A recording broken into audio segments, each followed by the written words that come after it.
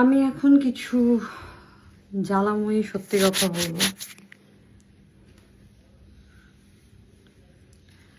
High, আমি অনেকদিন সাম্প্রতিক সময়ে ঘটে যাওয়া ব্যাপার নিয়ে কথা বলি না, বাট ভেবেছিলাম যে কথা বলেও তো আসলে কোনো লাভ নাই।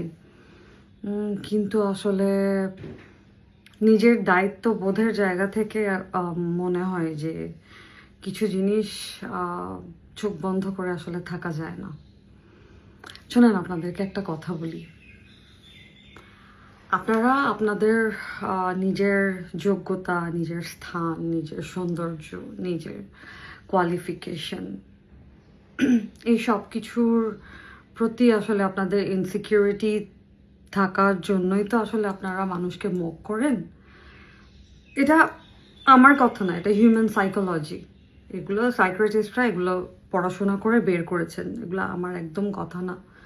যে যারা মানুষের ব্যাপারে এই যে এত অ্যাগ্রেসিভলি জাজ করে এবং বুলি করে এবং মক করে, সোশ্যাল মিডিয়াতে ভার্বালি অ্যাবিউজ করে, এরা আসলে নিজেদেরকে নিয়ে যেহেতু অনেক বেশি স্যাটিসফাইড না এবং তারা দুঃখী। আমরা প্রত্যেকেই প্রত্যেকের জায়গাতে কোনো না কোনো জায়গায় দুঃখী, কিন্তু যারা ইনসিকিউর, যারা ব্যাপারটাকে মানতে পারে না, যারা নিজের যোগ্যতাটা আসলে নিয়ে অনেক বেশি ইনসিকিউরড আমি বলবো, এরাই আসলে ম্যাক্সিমাম টাইমে এই যে বিভিন্ন সোশ্যাল প্ল্যাটফর্মগুলো, এগুলোতে সেলিব্রিটিদের বা ইনফ্লুয়েন্সার, এনিথিং, আর্টিস্ট, সবাইকে আসলে বুলি করে। তো আমার বুলি তো আসলে ইটস বিন অলমোস্ট 16 ইয়ার্স আমাকে বুলি করা হয়।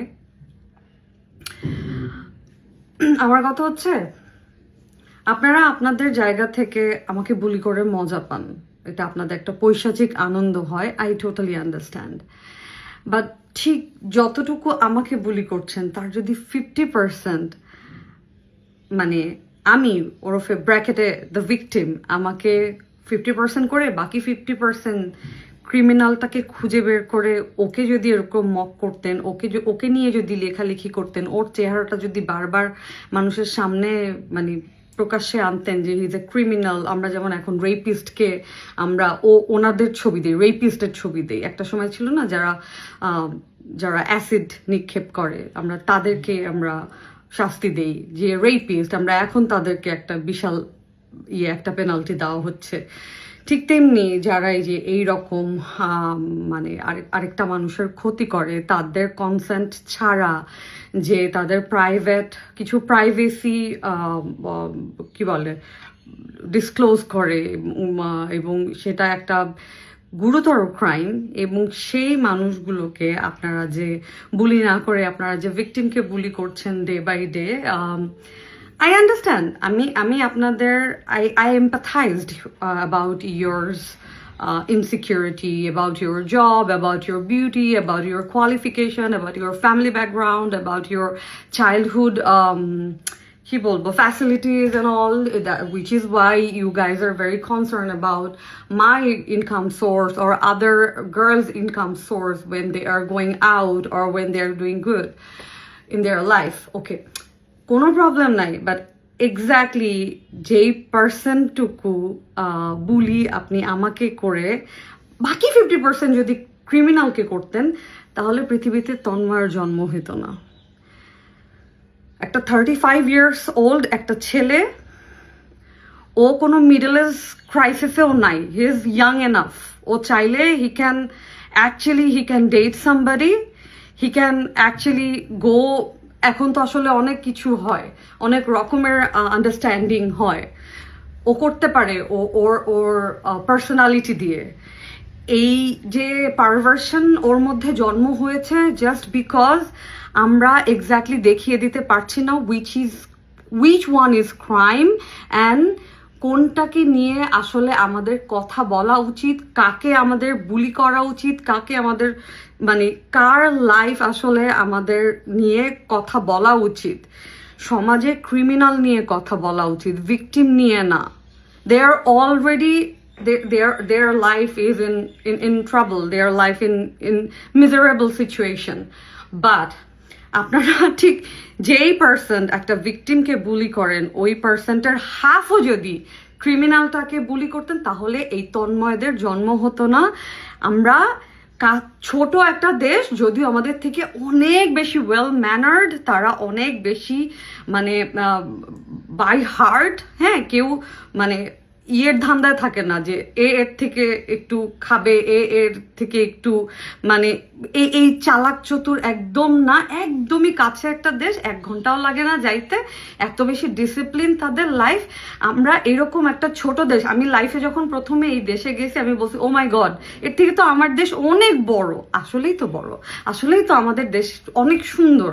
But just because of us, for you people, some of you people, যাদের জন্য আমরা যে কোনো দেশকে রিপ্রেজেন্ট করতে যাচ্ছি এই সমস্ত পারভার্সন দিয়ে, অ্যান্ড আই এম শিওর এই তন্ময় যখন বাংলাদেশে ঢুকবে, তন্ময়ের কিচ্ছু যাবে আসবে না। তন্ময়ের বিয়ে হবে, তন্ময়ের বউ থাকলে তন্ময়ের বউ ওর জন্য ফাইট করবে, হ্যাঁ, তন্ময়ের মা বলবে আমার বাচ্চা এরকম না, দিস অ্যান্ড দ্যাট।